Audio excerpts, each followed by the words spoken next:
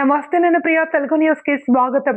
రాష్ట్రంలో ప్రతి పేదవాడికి సంక్షేమ పథకాలు అందించేలా వాటికి అమలుకు కూటమి ప్రభుత్వం కృషి చేస్తుంది అని జనసేన పార్టీ జిల్లా జాయింట్ సెక్రటరీ మేడిశెట్టి శివరాం పేర్కొన్నారు. నిడిగట్ల గ్రామంలోని తన స్వగృహంలో ఏర్పాటు చేసిన విలేకరుల సమావేశంలో శివరాం మాట్లాడుతూ, రాష్ట్ర ముఖ్యమంత్రి నారా చంద్రబాబు నాయుడు, డిప్యూటీ సీఎం పవన్ కళ్యాణ్ కేంద్ర ప్రభుత్వ సహాయ సహకారాలతో రాష్ట్రాన్ని అభివృద్ధి పదంలో నడుపుతున్నారని అన్నారు. పవన్ కళ్యాణ్ పంచాయతీరాజ్ శాఖ ద్వారా రోడ్లు, డ్రైన్లు, మంచినీటి సదుపాయాన్ని కల్పించడానికి వేలాది కోట్ల రూపాయల నిధులను మంజూరు చేయించి కేంద్ర ప్రభుత్వ సహకారంతో అభివృద్ధి చేస్తున్నారు అని శివరాం అన్నారు. అదేవిధంగా ప్రభుత్వ పాఠశాలలను మరింత బలోపేతం చేయాలి అని, ప్రభుత్వ సర్వీస్లో ఉండేవారు తమ పిల్లలను ప్రభుత్వ పాఠశాలల్లోనే చదివించేలాగా ప్రభుత్వం చర్యలు తీసుకోవాలి అని శివరాం తన అభిప్రాయాన్ని వ్యక్తం చేశారు. అనేక ఒడిదుడుకుల మధ్య కూటమి ప్రభుత్వం సంక్షేమ పథకాలను అమలు చేస్తుంది అని అన్నారు. అందరికీ నమస్కారం. పాత్రికేయ మిత్రులకు, ఎలక్ట్రానిక్ మీడియా వారి అందరికీ కూడా నమస్కారాలు తెలియజేస్తున్నాం. ఈరోజు ముఖ్యంగా మీ ముందుకు రావడానికి గల కారణం ఏంటంటే, ఎన్డీఏ ప్రభుత్వం యొక్క పని విధానం ఏదైతే ఉందో దానిని ఈరోజు వైభవం ఏదైతే ఉందో ప్రశ్నిస్తుంది. సరిగా చేయట్లేదు, విధానంలో అమలు చేయట్లేదు పథకాలు అని చెప్పేసి చెప్పడం జరుగుతుంది. ఒక విధ్వంసకరమైన పరిపాలన చేసిన వైసీపీ ప్రభుత్వం ఆ 5 సంవత్సరాల్లోనూ అనేక రకాలైన అప్పులు చేసి ప్రభుత్వాన్ని నానా కష్టాల్లో పెట్టేసి, అలాగే నష్టాల్లో పెట్టేసి ఈరోజు ఎన్డీఏ ప్రభుత్వానికి ప్రజలు పట్టం కట్టే సందర్భంలో చాలా ఒడిదుడుకుల మధ్యన అన్ని పథకాలని అమలు చేసుకుంటూ ప్రజలను మెప్పిస్తూ, అలాగే ఆర్థికంగా రాష్ట్రాన్ని పురోభివృద్ధికి తీసుకెళ్ళడానికి ప్రయత్నం చేస్తూ అటు చంద్రబాబు నాయుడు గారు, ఇటు పవన్ కళ్యాణ్ గారు, అలాగే సెంట్రల్ గవర్నమెంట్ నుంచి మోడీ గారు కూడా అందరి సహకారంతో ఈరోజు రాష్ట్రాన్ని ఒక రూపురేఖలు దిద్దుతూ ముందుకు తీసుకెళ్లే ప్రయత్నంలో ఎవరికాళ్ళు కూడా వారి యొక్క వంతు ప్రకారంగా ప్రయత్నం చేస్తున్నారు. ఈరోజు డిప్యూటీ సీఎం పవన్ కళ్యాణ్ గారు పంచాయతీరాజ్ మినిస్టర్గా ఉండడం అనేది కూడా ఈ రాష్ట్రానికి చాలా సంతోషకరమైన విషయం. ఎందుకంటే పంచాయతీకి సంబంధించిన నిధులు ఏవైతే కావాలో అది సెంట్రల్ గవర్నమెంట్ నుంచి రావాల్సిన నిధులన్నీ దానికి మన మోడీ గారు ఏం చేశారంటే, పవన్ కళ్యాణ్ గారి మీద ఉన్న అభిమానం, అలాగే రాష్ట్ర ప్రజల మీద ఉన్న అభిమానంతో అనేక రకమైన కొన్ని వేల కోట్లు ఈరోజు నిధులు మంజూరు చేయడం జరిగింది.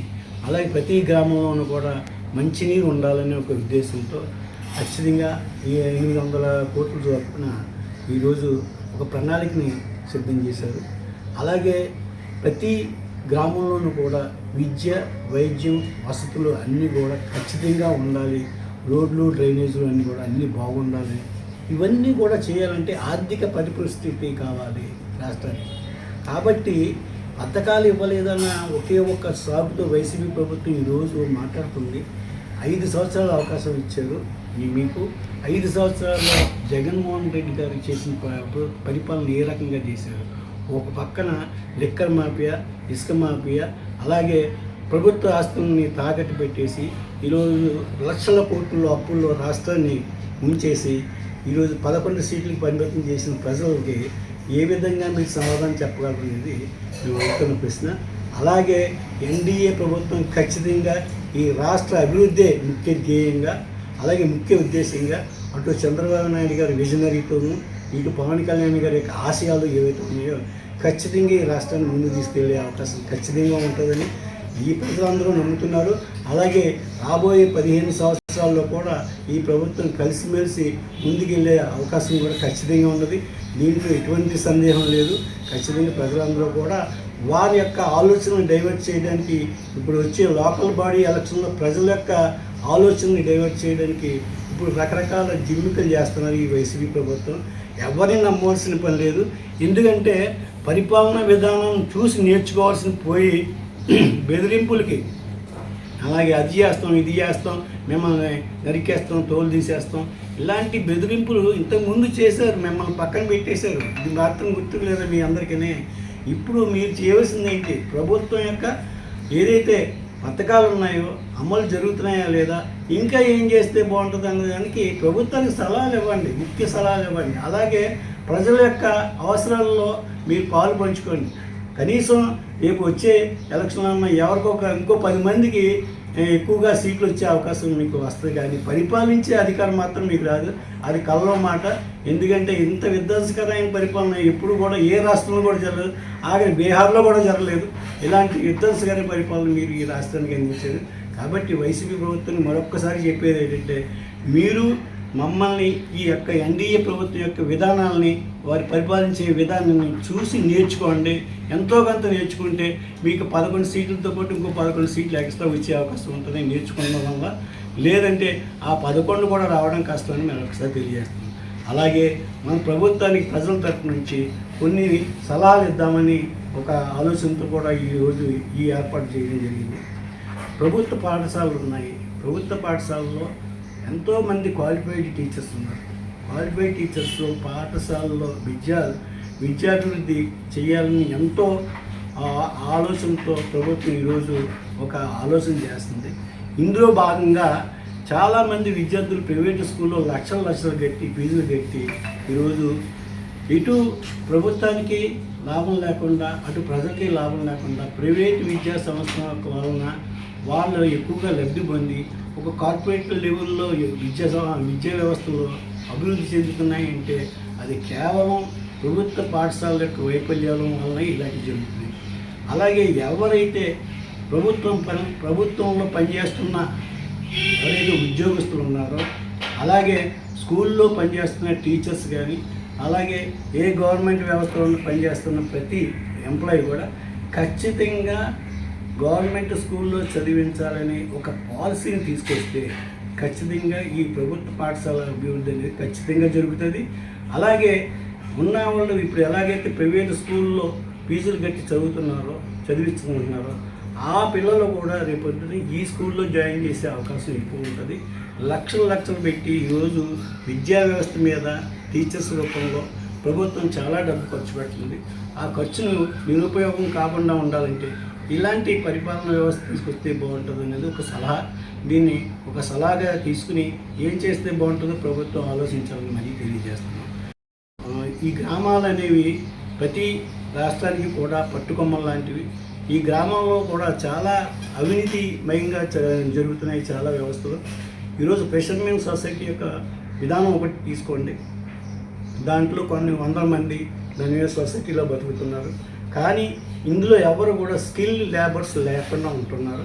స్కిల్ లేబర్స్ లేకుండా ఆ వ్యవస్థని నిర్వీర్యం చేసేలాగా అందులో నిజంగా ఉపయోగపడే వ్యక్తులకి కలగకుండా రాకుండా వేరే వ్యక్తులు వచ్చి సొసైటీలో సభ్యులయ్యి ఆ వ్యవస్థను పాడు చేస్తున్నారు.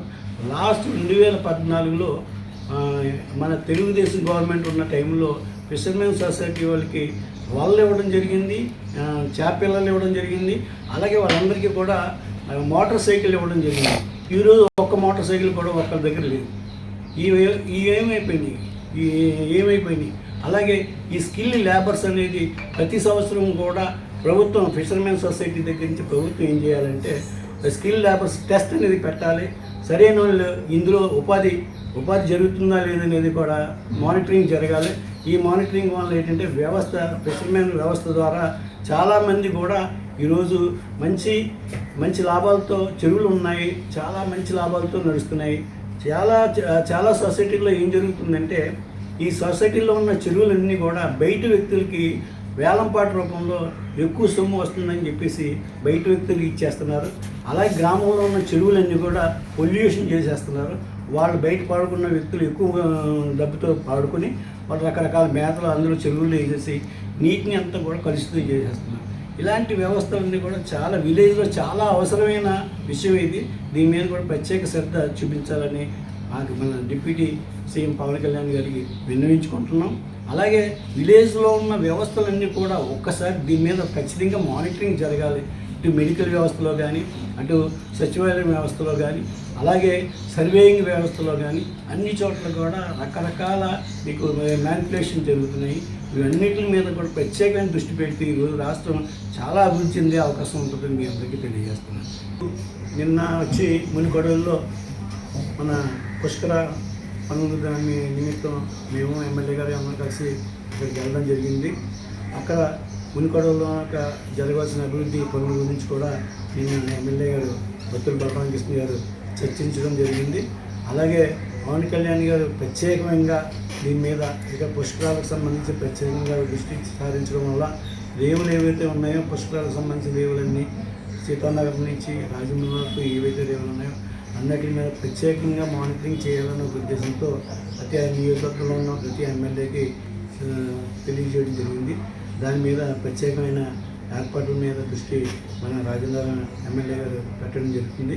అలాగే ప్రతి ఈ నియోజకవర్గంలో రోడ్ల దగ్గర నుంచి డ్రైనేజీల దగ్గర నుంచి ప్రతిదీ కూడా ఎమ్మెల్యే గారు ప్రత్యేకంగా దృష్టి పెట్టి ప్రతి గ్రామంలో కూడా అన్ని పనులు జరుగుతున్నాయి లేదని చూడడం జరుగుతుంది. చాలా సంతోషకరమైన విషయం. అలాగే ఎప్పుడైనా తెలుగుదేశం కానీ అటు బీజేపీ నాయకులు కానీ తెలియజేసేది ఏంటంటే ప్రభుత్వాలు అనేవి నడుస్తుంటాయి. ఎమ్మెల్యే గారు ఏం చేస్తున్నారు అనే దానికన్నా మనం ఎమ్మెల్యే గారి చేత ఏం పనులు చేయించుకోవాలన్నది ప్రత్యేకంగా మీరు దృష్టి పెడితే ఖచ్చితంగా అన్ని పనులు జరుగుతాయి. ఎమ్మెల్యే గారు వచ్చి ఆయన రాజకీయంగా అనుభవం తక్కువ ఉండొచ్చు కానీ ఆయన మేధా సంపత్తి చాలా ఎక్కువగా ఉన్నది. ఎందుకంటే ప్రతి విషయంలోనూ కూలంకషంగా పరిశీలించి దాన్ని ఒక రికార్డు తయారు చేసుకుని అలా ప్రభుత్వం దృష్టికి తీసుకెళ్ళడం అనేది ప్రత్యేకమైన ఆకర్షణ ఆయన దగ్గర ఉన్న విషయం అది. కాబట్టి బలరామకృష్ణ గారి యొక్క పనితీరు ఈరోజు చంద్రబాబు నాయుడు గారు ప్రశ్నించే విధంగా కూడా ప్రశంసించే విధంగా ఉన్నది. కాబట్టి మీరు తెలుగుదేశం నాయకులు కానీ ఇటు బీజేపీ నాయకులు కానీ దయచేసి మనం వేరే అనుకోకుండా అందరం ఒకటి అనుకుని మీరు అందరూ కూడా సహకరిస్తే ప్రభుత్వం ఇంకా ముందు తీసుకెళ్లే అవకాశం ఉంటుందని అందరికీ తెలియజేస్తాను. జై హింద్.